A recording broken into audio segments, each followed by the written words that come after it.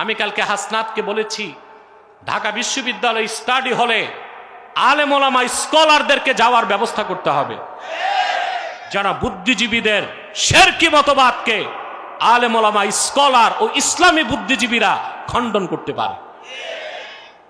কথা বলেন। এবং একই পরামর্শ আমি ছাত্র শিবিরের কেন্দ্রীয় সভাপতি জাহিদুল ইসলামকেও দিয়েছি। দেখেন ভাই, ঢাকা বিশ্ববিদ্যালয়ে পচন ধরছে, মাথায় পচন ধরলে রুগী আর বাঁচে না। পচন ধরছে ঢাকা বিশ্ববিদ্যালয়ে। ওখানে কিছু বুদ্ধিজীবী মোসাদের এজেন্ট, কিছু রয়ের এজেন্ট, কিছু সিআইএর এজেন্ট। এরা গ্রিক দর্শনে বিশ্বাসী। পশ্চিমা কাফের মুশরিকরা ইসলামের যে ভুল ব্যাখ্যা দিছে এটাই তারা শিখছে, এটাই তারা শিখাচ্ছে। তাইলে আপনি 3.5 লক্ষ মসজিদ আর 10,000 মাদ্রাসা, লাখো খানকা দিয়া কি হবে? রাষ্ট্র তো 18 কোটি মানুষ আর পীরেরা চালায় না, রাষ্ট্র চালায় মাত্র 3,000 মানুষ, আর ডিপ স্টেটকে কন্ট্রোল করে মাত্র 1500 মানুষ। ওই একটা মানুষ কোরআনপন্থী নয়, সব নাস্তিক, কাফের, বেঈমান, পশ্চিমাদের দালাল ছাড়া আর কিছু।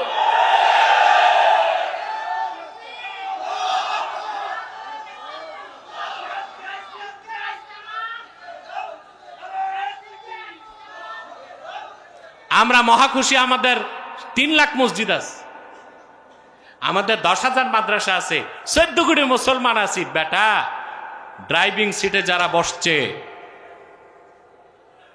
সব কোরআনের শত্রু। আমি প্রায় একটা উদাহরণ দিই। একটা বাস যাবে চট্টগ্রাম, আজকে বাংলাদেশে কিছু বুদ্ধিজীবী আমার সরল প্রাণ সমন্বয়কদের মাথা নষ্ট করে দিচ্ছে। এদেরকে শিখায়, কয় ইসলামে জিহাদ নাই, সুফিবাদ আছে। ইসলামকে ভাগ করছে, নাউজুবিল্লাহ বলবেন না? ইসলাম ভাগ করা যায়। এই কথিত বুদ্ধিজীবীদের মাথায় শয়তান পেশাব করে দিয়েছে। তারা ভুলভাল বুঝায়া আমার দেশে যারা অভ্যুত্থানে নেতৃত্ব দিয়েছে এই সমন্বয়কদেরকে বিপদে নিতে চায়, আবার তারা বাংলাদেশকে নাস্তিকতার দিকে নিয়ে যেতে চায়। বলে ইসলামের ভার্সন আছে। কি ভার্সন? নামগুলো বলে দিচ্ছি, বুদ্ধিজীবীদের নামগুলো সুন্দর: সালিমুল্লাহ, কালিমুল্লাহ, লানতুল্লাহ। আরেকটা আছে, এটার নামটা বলবো না, আমি ডিবেটের চ্যালেঞ্জ দিছি, রাজি হয় নাই। এত লম্বা দাড়ি, কিম্ভুত কিমাকা টুপি, দাড়ির উপর মোষ, 3 ইঞ্চি মোটা। এটা দাঁত আছে কিনা দেখা যায় না, কথা বলে না।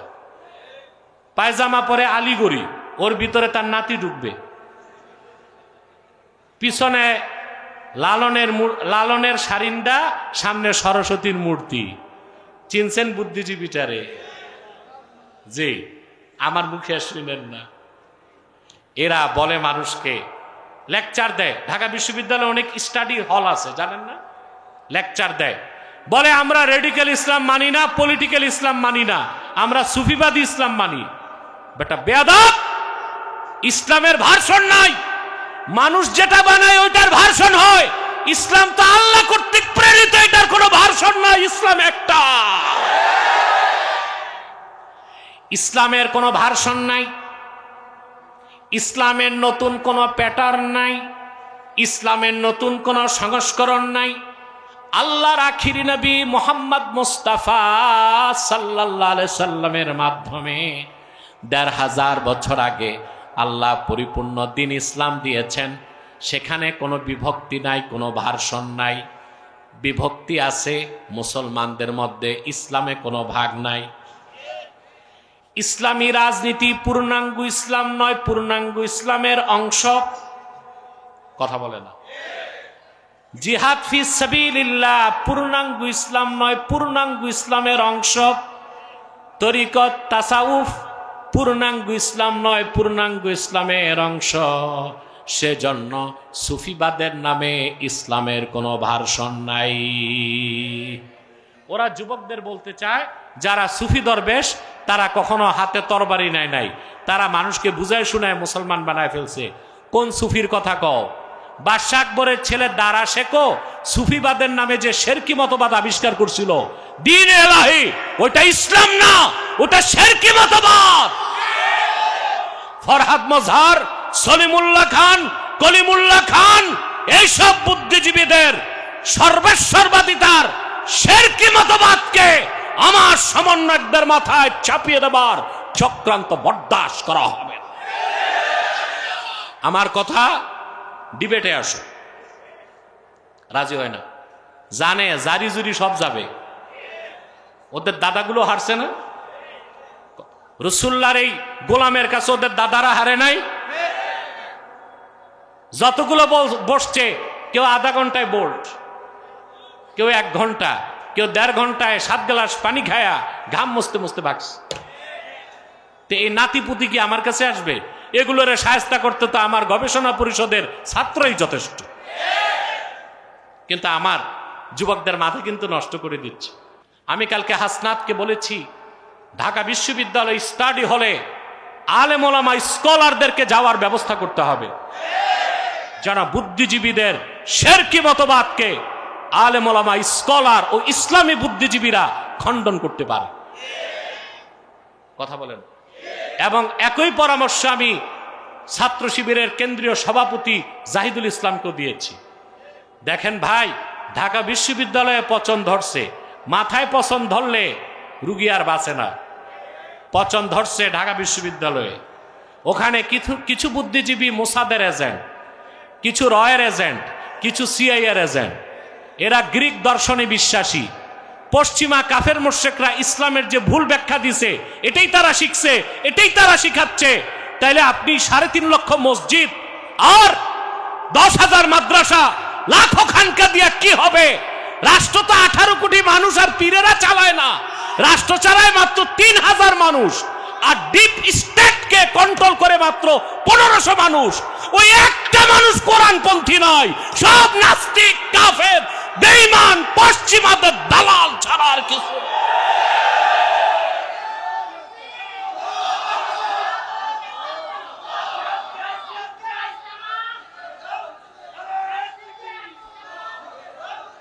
আমরা মহাখুশি, আমাদের 3 লাখ মসজিদ আছে, আমাদের 10,000 মাদ্রাসা আছে, 14 কোটি মুসলমান আছি। বেটা, ড্রাইভিং সিটে যারা বসছে সব কোরআনের শত্রু। আমি প্রায় একটা উদাহরণ দিই। একটা বাস যাবে চট্টগ্রাম দেবিদ্বার থেকে, সিট আছে 40টা। কয়টা? প্রথম সামনে 10 সিটে বসছে শেখুল হাদিস 10 জন, তারপর সেলিব্রিটি 10 বক্তা, তারপর 10 মুহাদ্দিস, তারপর 10 হক্কানি পিসাব। যাত্রী কয়জন? শুধু ড্রাইভিং সিটে যারা বসানো হয়েছে সেই ইয়াবা খায়, মাতাল। বাস কি গন্তব্যে যাবে? তো সারা দেশ তো আমাদের, কিন্তু ডিপ স্টেটকে কন্ট্রোল করে যারা, ওরা তো বের হয় ঢাকা বিশ্ববিদ্যালয় থেকে। এজন্য মোসাদ, র আর সিআইএর সোল এজেন্টরা ওখানে বসে আমার দেশের যুব সমাজকে ধ্বংস করছে, যেন রাষ্ট্র পরিচালনায় গেলে আলেম ওলামার ইসলামপন্থীদের সাথে লড়াই হয়। যে লড়াই চলেছে দেশ স্বাধীনের আগে, লড়াই চলেছে দেশ স্বাধীনের পরে। যদি ডিপ স্টেটে হাত দিতে না পারো মুসলমান, এভাবে শুধু মার খাবা, গুলি খাবা। কখনো জাতীয়তাবাদ, কখনো সেকুলারিজম, ইসলামকে প্রতিষ্ঠা, ইসলামী আইনকে প্রতিষ্ঠিত করা সম্ভব হবে না বাংলাদেশ। আল্লাহ আমাদের তৌফিক দিক। এখন বলে সুফিবাদ, কি বলে? আচ্ছা ভাই, হযরত শাহজালালের চেয়ে বড় সুফি কে ছিলেন? কথা বলেন, চেঞ্জ করে দাও। হযরত শাহজালাল রহমতুল্লাহ 800 বছর আগে বাংলাতে আসছেন। ইতিহাস দেখেন, শাহজালালের কাছে, হযরত শাহজালালের গলায় ছিল তাসবিহ, বুকে ছিল কোরআন, এক হাতে জায়নামাজ, আরেক হাতে ছিল সোর্ড অফ জাস্টিস। জিহাদ করে রে, কথা বলেন। শাহজালাল জিহাদ করছেন? সুবহানাল্লাহ। আপনারা মাজার জিয়ারতে যান সিলেট? আমি যাই, সিলেট প্রোগ্রাম হলে আমি জিয়ারত করি। আপনারা মাজার জিয়ারতের পর কিছু আজে বাজে কাজ করেন, গজার মাছ দেখে, ওই গজার মাছকে আবার কিছু কিনে খাওয়ায়। গজার মাছে না দিয়া ওই যে ফকিরগুলো বসে আছে ওদের খাওয়ান, সওয়াব হবে। গজার মাছ না দেখে জাদু করে যান। শাহজালালের রেখে যাওয়া 800 বছর আগের তরবারিটা আছে। তো বুদ্ধিজীবীরা তোমরা কোন সুফিবাদের কথা কও? ওই যে লালন যেটা শিখাইছে দোতারা, ওই দোতারার সুফিবাদ বাংলাদেশে চলবে না। শাহজালালের তরবারির সুফিবাদ চায় বাংলার যুবকরা। শাহজালালেরও আগে, আজ থেকে 1000 বছর আগে 440 হিজরিতে বাংলাদেশের প্রাচীন রাজধানী বগুড়াতে ইসলামের পতাকা নিয়ে আসলেন সুলতান মাহমুদ বালখি। আফগানিস্তানের বলখ নামক রাজ্যের বাদশার ছেলে। বাবা মারা গেছে, বাদশাহী পাইছে, কিছুদিন পর বাদশাহী বাদ দিয়া মুজাহাদার পথ ধরছে। সুবহানাল্লাহ। তো মুজাহাদার পথ ধরে গেছেন কি তসবিনিয়া জঙ্গলে, সোজা চলে আসছেন বাংলাদেশের সন্দ্বীপে। ওখান থেকে নৌকা যোগে চলে গেছেন বগুড়া। যে দেখেন রাজা পরশুরাম, তাকে তিনি দিনের দাওয়াত দিলেন। প্রথম দিনেই পরশুরামের বউ আর মন্ত্রী মুসলমান হয়ে গেছে। পরশুরাম খেপে গেছে, ঘেরাও করছেন। ইতিহাস সাক্ষ্য দেয় সুলতান মাহমুদ বালখি রহমতুল্লাহ 1000 বছর আগে বগুড়ার মহাস্তাগরে তিনি জিহাদ করলেন। জিহাদে পরশুরাম মারা গেল। 1000 বছর আগে সুলতান মাহমুদ বলখি বাংলার প্রাচীন রাজধানী বগুড়ায় দিনের ঝান্ডা উড়ায় দিলেন। তিনি সুফি ছিলেন। তরবারি বাদ দিছেন। হযরত মঈনুদ্দিন চিশতি রহমতুল্লাহ আসলেন আজমিরে। এসে দেখেন এক মহাজালেম পৃথ্বীরাজ। খবর দিছেন পৃথ্বীরাজরে ডাকো। পৃথ্বীরাজ খেপে গেছে। খাদেম রে কয় তোমার ফকির ডাকছে আর আমি দৌড় দিব? খাদেম এসে কয় হুজুর, কয় ফকিরের ডাকে আমি যাব, ফকিররে আসতে বলো। হযরত মঈনুদ্দিন চিশতি বলেন ও আসবে না, আমি আনার ব্যবস্থা করতেছি। সামনে ছিল খরম কাঠের, পাঠাই দিয়েছে। কাঠের খরম যায়া ডিজিটাল পদ্ধতিতে শুরু করছে পটাপট। খরমের বাড়ি খায় আর পৃথ্বীরাজ আসন ছেড়ে লাফায়। কয় হইল কি? সাঙ্গ পাঙ্গরা কয় ফকির রে এই খরম পায়ে হাঁটতে দেখছি। কয় কি করব? কয় ফকিরের কাছে যাইতে হবে। এসে চুপচাপ মঈনুদ্দিন চিশতির কাছে বসলেন। তিনি দাওয়াত দিলেন, সে দাওয়াত গ্রহণ করলো না। ইতিহাস পড়ো যুবকরা। মঈনুদ্দিন চিশতি সুলতান মোহাম্মদ ঘোরি রহমতুল্লাহকে বললেন তুমি জিহাদের অভিযান নিয়ে আসো। পরে মঈনুদ্দিন চিশতির নির্দেশে সুলতান মাহমুদ ঘোরির পরে সুলতান মাহমুদ গজনবী 17 বার জিহাদ পরিচালনা করেছেন। পৃথ্বীরাজের 20 দাঁতকে ভেঙ্গে মাটির সাথে মিশিয়ে দিয়েছেন। হিন্দুস্তানে দিনের ঝান্ডা উড়ায় দিয়েছেন। তোমরা কোন সুফিবাদ পাইছো? জিহাদ বাদ দিয়া কোন তরিকত তাসাউফ নাই। আমি মুজাহাদা বুঝাইতে পারলাম? আবার সারাংশটা বলে আমি সামনের অংশটা 10 মিনিটে বলে তাফসীর শেষ করছি। কষ্ট হবে? এটা তো না পাইরা বলছো না। কষ্ট হবে, তবে মজা লাগবে, ফায়দা আছে, লাভ আছে। সুবহানাল্লাহ। বাঙালি কষ্টে কিছু করতে চায় না, বিনা কষ্টে আলকাতরা চাটে, ঠিক না? আর আমরা কি বিনা লাভে? না আজিরুন নাজিম আছে কার কাছে? আমার ভাইয়েরা, অতএব মুজাহাদা হচ্ছে 3টা অর্থ। আল্লাহর দিনকে সাহায্য করা, আল্লাহর দিনের জন্য জানমাল উৎসর্গ করা। দ্বিতীয়টা হচ্ছে নফসের সাথে লড়াই করা। চূড়ান্ত ব্যাখ্যা সুন্নত তরিকায় জীবনযাপন করা। ব্যক্তি জীবন, সমাজ জীবন, রাষ্ট্র জীবনের প্রতিটা ক্ষেত্রে সুন্নতের অনুসরণ করব। পারব তো আমরা? এই মুজাহাদার মাধ্যমে আপনি যখন সফল হবেন, আপনার পরিচয় আপনি মহসিন। সুবহানাল্লাহ বলবেন না? আপনি কি? এখন আল্লাহ বলেন ওয়া ইন্নাল্লাহা লামাআল মুহসিনিন, আল্লাহ মুহসিন বান্দাদের সাথে থাকেন। সুবহানাল্লাহ। কিভাবে থাকেন প্রশ্ন আসে না? দুনিয়াতে আল্লাহ তার মুহসিন বান্দাকে 4টা জিনিস দেন। হাত উঠান, গণেন কয়টা? কে দিবেন? আল্লাহ। পাবে কে? মুহসিন।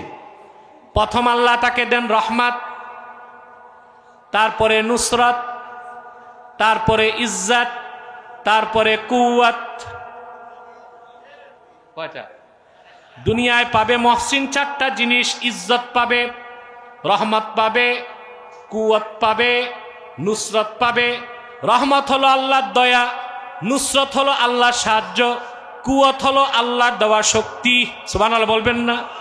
ইজ্জত হলো আল্লাহর দেওয়া সম্মান, আর মহসিন আখেরাতে পাবে বিনা আযাবে আল্লাহর জান্নাত। মহসিন আল্লাহর কাছ থেকে কয়টা জিনিস পায়? দুনিয়াতে পাবে রাহমাত, নুসরাত, কুওয়াত, ইজ্জত, আখেরাতে জান্নাত আর কুরবাত। সুবহানাল্লাহ।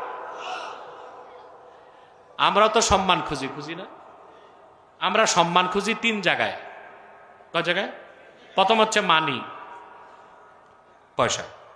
2 নাম্বার মাসাল, 3 নাম্বার ম্যান্ডেট, ঠিক না? 4 নাম্বার মিডিয়া। এই 4টা জায়গায় আমরা সম্মান খুঁজি।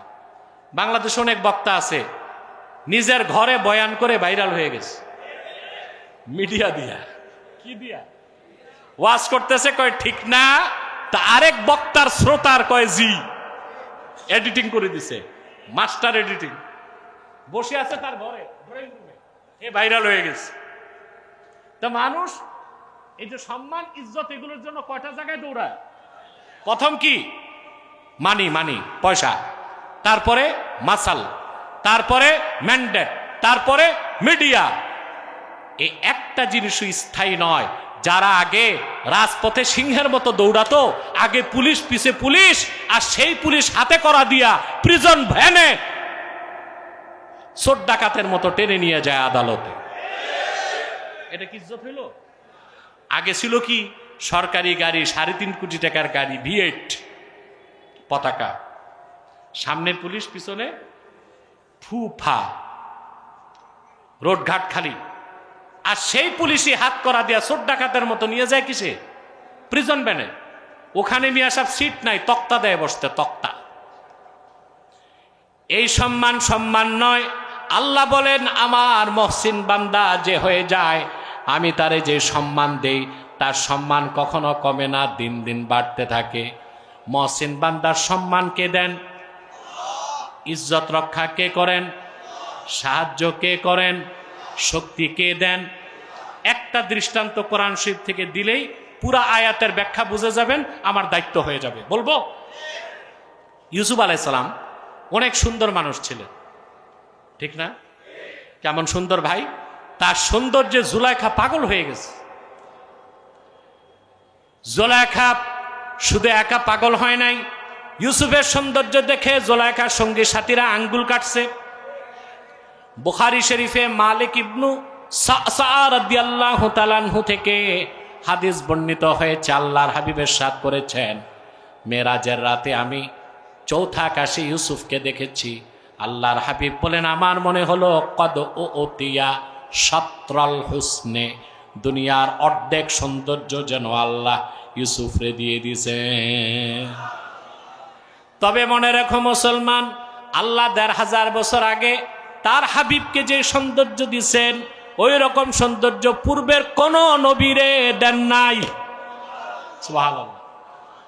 ইউসুফের সৌন্দর্য দেখে কেবল জুলাইখার সঙ্গী সাথীরা আঙ্গুল না কেটেছে, আল্লাহর হাবিবের সৌন্দর্য দেখে আমির হামজা তো গর্দান কেটেছে। আম্মা জান আয়েশা থেকে একটা হাদিস খাসায়েতে কোবরা এসেছে। আম্মা জান আয়েশা বলেছেন, জুলাইখার সঙ্গী সাথীরা ইউসুফের সৌন্দর্য দেখে কেবল আঙ্গুল কেটেছে।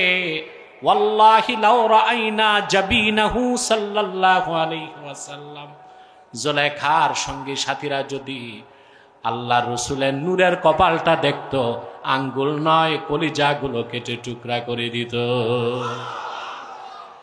বুখারী শরীফ 2য় খণ্ড 910 পৃষ্ঠার হাদিস।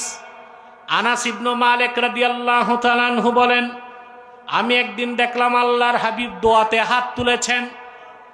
হাত্তা রাআইতু বায়াদা ইবতাইহি, আমি দেখলাম আল্লাহর হাবিবের 2 বগল থেকে নূরের চমক বেরিয়ে গেছে। শামাইল তিরমিজি 14 নম্বর হাদিস। সাহাবী বলেন, ইদা তাকাল্লামা রুইয়া কান নূর ইয়াখরুজু মিন বাইনি সানায়া। মুহাম্মদ সাল্লাল্লাহু আলাইহি ওয়াসাল্লাম যখন কথা বলতেন বেহেশতি হাসি হাসতেন। আল্লাহর হাবিব যখন বেহেশতি হাসি হাসতেন, আল্লাহর হাবিবের 2 দাঁতের মাঝখান দিয়া নূর বেরিয়ে যেত। এ ছিল রসুল্লাহর জামাল, যা লেখার মতো কলম নাই, যা বলার মতো কণ্ঠ নাই, যা চিন্তা করার মস্তিষ্ক। তবে আল্লাহ ইউসুফ নবীকে অনেক সৌন্দর্য দিয়েছিলেন, ঠিক না? প্রেমে পড়ছিল জুলাইখা, কে? কথা বলে না। এখন মহিলাদের চাল চক্রান্ত সব যুগে মারাত্মক হয়, ঠিক না? জুলাইখা কোনোভাবেই হযরত ইউসুফকে কাবু করতে পারে না। একদিন সে খাস কামরায় নিয়ে বাইরে 7টা কামরা দরজা লাগাই দিয়েছে। তারপর সে তার পরিধেয় পোশাক খুলে ফেলছে। ইউসুফ নবীর বয়স তখন 40 হয় নাই, ভরা যৌবন। ইউসুফ আলাইহিস সালামকে সে কুপ্রস্তাব দিয়ে ডাকতে লাগলো। আল্লাহ বলেন, وراودته التي هو في بيتها عن نفسه وغلقت الأبواب وقالت هيت لك قال معاذ الله إنه ربي أحسن مثواي إنه لا يفلح الظالمون। আমার ভাইয়ের, আল্লাহ তাআলা বলেন, ইউসুফ যেই ঘরে ছিল ওই ঘরের মেয়েটি ইউসুফের প্রতি আসক্ত হয়ে তাকে কুপ্রস্তাব দিল। মেয়েটার নাম কি ছিল? তার নামটা কোরআন শরীফে আসলো না কেন? আল্লাহ নামটা নিতে পারতেন না? আল্লাহ কোরআনে মহিলাদের নাম নেন নাই, গোপন রাখছেন। সেই জন্য ফেরাউনের মতো কাফেরের নাম আল্লাহ কোরআনে নিছেন। তার বউ আসিয়া মুমিনা, তার নামটা নেন নাই। আল্লাহ বলেছেন ইমরাতু ফেরাউন। তা আল্লাহ চান মহিলাদের নাম কি থাকবে? আর আমরা বাংলাদেশে মহিলাদেরকে মন্ত্রী বানাই, এমপি বানাই, চেয়ারম্যান বানাই, মেম্বারও বানায়। যেখানে নামটাই আল্লাহ গোপন রাখছে ওখানে মহিলারা মেম্বারিতে দাঁড়ায়। কথা বলে না? নাম না, বিশাল পোস্টারে ছবি, লিপস্টিক লাগায় রাখছে, লেখা আছে কুতকুতি বেগমকে কুত্তা মার্কায় ভোট দিন। আফসোস আছে রে, চেয়ারম্যান মেম্বার হচ্ছে। আমি পত্রিকায় দেখছিলাম এক মহিলা মেম্বারিতে দাঁড়াইছে, তো গণসংযোগে গেছে পুরুষদেরকে নিয়ে, রাতে ফিরার প্রতি ইরি খেতে পুরুষরা তার সর্বনাশ করছে। আহা, এটা হলো পাশের আগে বাস। কি দরকার? এটা কি মহিলাদের কাজ? কথা বলে না। মহিলাদের কাজ? মহিলাদের নাম থাকবে কি ওখানে? চেহারা খোলা রাখা যাবে? আল্লাহ সুবহানাহু ওয়া তাআলা জুলাইখার নামটা নেন নাই। বলছেন ইউসুফ যে ঘরে ছিল ওই ঘরের মেয়েটি তার প্রতি আসক্ত হলো আর তাকে কুপ্ররোচনা দিল। দরজাগুলো বন্ধ করে বলল হাই তালাক। এটা একটা সুরিয়ানি শব্দ, আল্লাহ কোরআনে আনছেন। আয় তাল, আসো। হযরত ইউসুফ তো যুবক, ওই মুহূর্তে আল্লাহ তার অন্তরে তাকওয়া ঢেলে দিলেন। বলছিলাম মহসিন বান্দার ইজ্জত কে বাঁচান?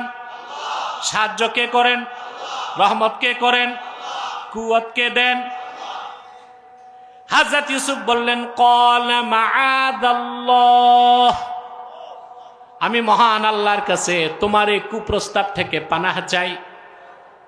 আমার সৈয়দ আমাকে উত্তম বসবাসের ব্যবস্থা করে দিয়েছেন, তুমি তার স্ত্রী, তোমার সাথে আমি খেয়ানত করতে পারি না। খেয়ানত করলে তো আমি জালেম হয়ে যাব। জালেমরা কখনো সফল হতে। আল্লাহ রাব্বুল আলামিন তারপরে বলেন ওয়ালাকাদ হাম্মাত বিহি ওয়া হাম্মা বিহা লাউলা আররা বুরহানা রাব্বি কাযালিকা লিনাসরিফা আনহু السوء والفحشاء ইন্নাহু মিন ইবাদিনাল মুখলাসিন।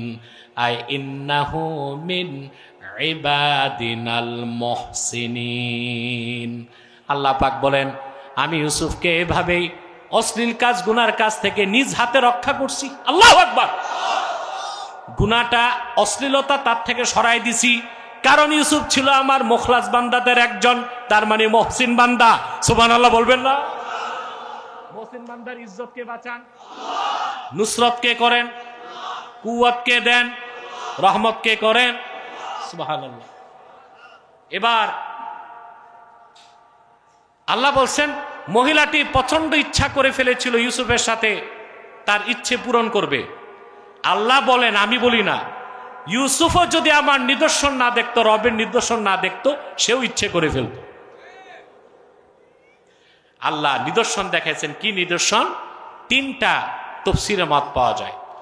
একটা মত হচ্ছে ইমামে তবারি বর্ণনা করেন, হযরত ইউসুফ দেখলেন। আপনার কষ্ট হচ্ছে? কথা বলেন না, শুনতেছেন?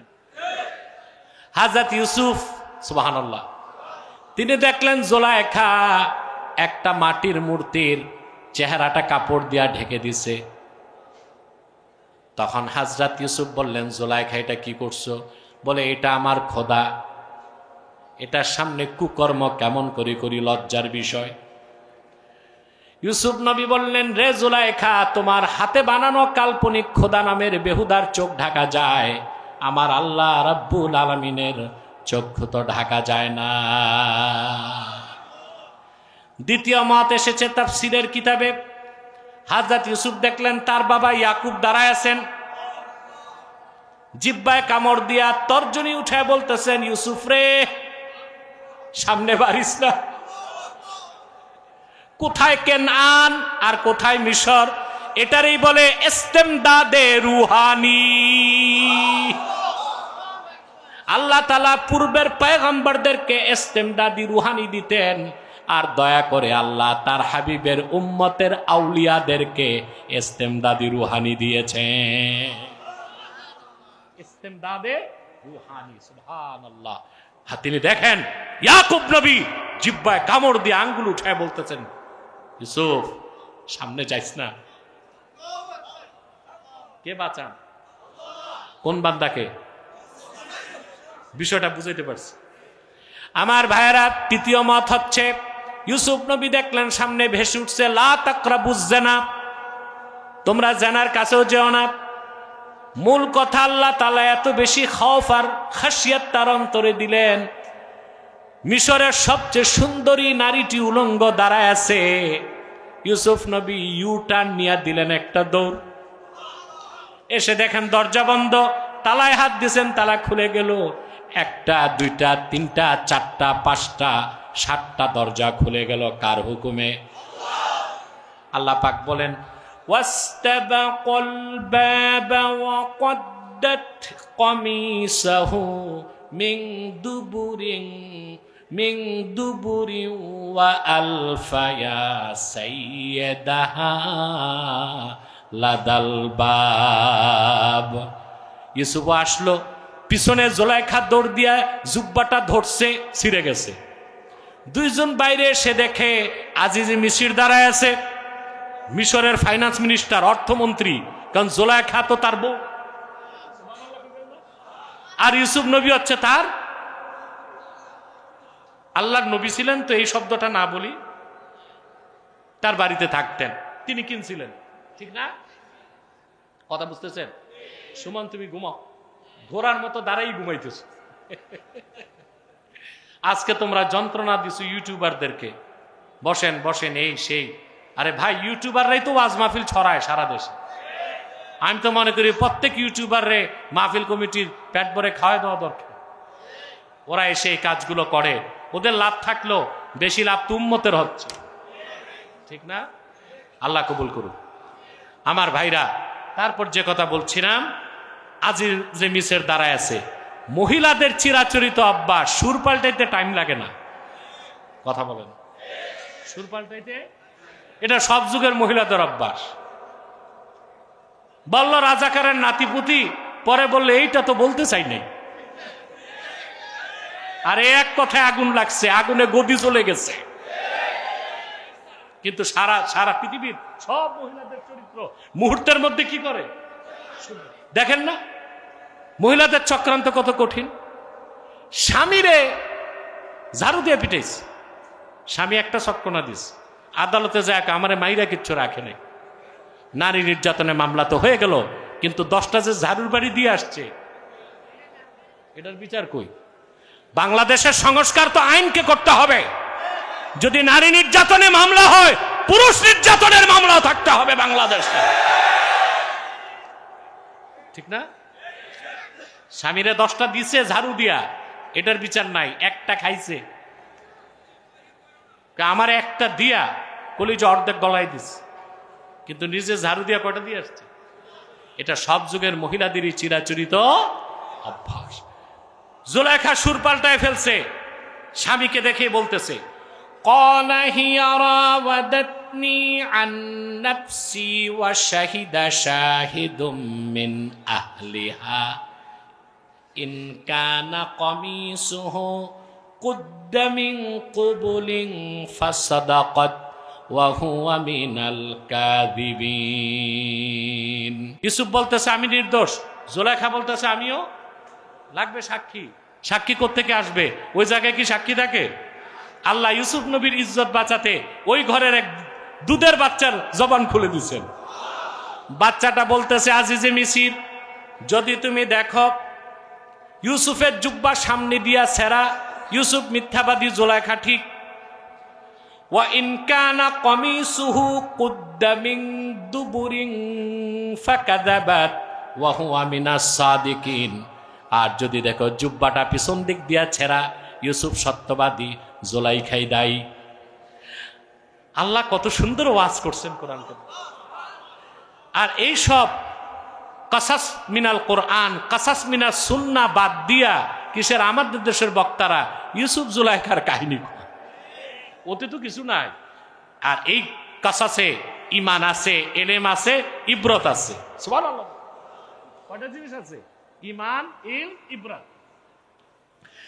আমার ভাইরা, আল্লাহ পাক বলেন, ফালাম্মা রাআ কামিসাহু কুদ্দা মিন দুবুরিন ক্বালা ইন্নাহু মিন কাইদিকুন্না ইন্না কাইদাকুন্না আযীম। আজিজে মিসর দেখলো তার বউ দায়ী, পিছন দিক দিয়া জুব্বা ছিঁড়া। তখন তিনি বললেন, জুলেখা, তোমরা নারী জাতি, তোমাদের চক্রান্ত মারাত্মক। তারপর তিনি বললেন, ইউসুফ আ'রিদ আন হাযা ওয়াস্তাগফিরি লিযামবিকে ইন্নাকা কুনতি মিনাল খাতিইন। ইউসুফ, তুমি তার থেকে মনোযোগ সরাও, চিন্তা করো না, আমি পাইছি কে দায়ী। আর জুলেখাকে বলেন, জুলেখা তুমি পাপী, তুমি আল্লাহর কাছে ক্ষমা চাও। ব্যাখ্যাটা কি হলো? ওয়া ইন্নাল্লাহা লামাআল মুহসিনিন। আমরা কি মুহসিন হব? আল্লাহ আমাদেরকে কবুল করুক। ওয়া আখির দাওয়ানা আনিল হামদুলিল্লাহি রাব্বিল আলামিন। ওয়াসসালামু আলাইকুম ওয়া রাহমাতুল্লাহি তাআলা ওয়া বারাকাতুহু।